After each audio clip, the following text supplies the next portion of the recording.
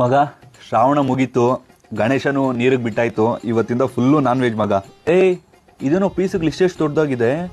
Chicken ಮಟನಾ ಅಥವಾ ಹಸು ಮಾಂಸ ಏನಾದ್ರು ತಗೊಬಂದಿದ್ಯಾ? ಲೇ ಅಪ್ಪ, ಚಿಕನ್ ಕಣೋ ಅದು. ಏನೋ ನೀನು ಹೇಳ್ದೆ ಅಂತ ತಿಂತಾ ಇದ್ದೀನೋ. ಲೇ ತಮಾಷೆ ಮಾಡಿದೆ, ಅದು ಹಸು ಮಾಂಸ. ಹಸು ಮಾಂಸನಾ? ಮಗ ನಂಗೆ ಊಟ ಬೇಡ. ಯಾಕೋ ಐಡ್ರಾಮಾ ಮಾಡ್ತಾ ಇದೀಯಾ? ಕುರಿ ಕೋಳಿ ತರನೇ ಹಸುನು ಒಂದು ಪ್ರಾಣಿನೇ ಅಲ್ವಾ?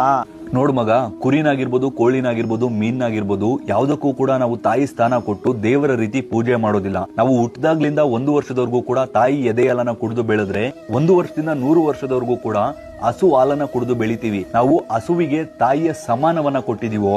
ಈ ಹಸು ಮಾಂಸ ತಿನ್ನೋದು ಒಂದೇ, ನಮ್ಮ ಎತ್ತ ತಾಯಿ ಮಾಂಸ ತಿನ್ನೋದು ಕೂಡ ಒಂದೇ ರೋ. ಈ ಮಾತೇನು ಹೇಳಿಯಲ್ಲ, ಬೆಂಕಿ ಬಿಡೋಣ. ಇದೇ ಮಾತು ಎಲ್ಲರೂ ಫಾಲೋ ಮಾಡೋಕು. ಯಾರು ತಿನ್ನಕ್ಕೆ ಹೋಗಬೇಡಿ ದಯವಿಟ್ಟು.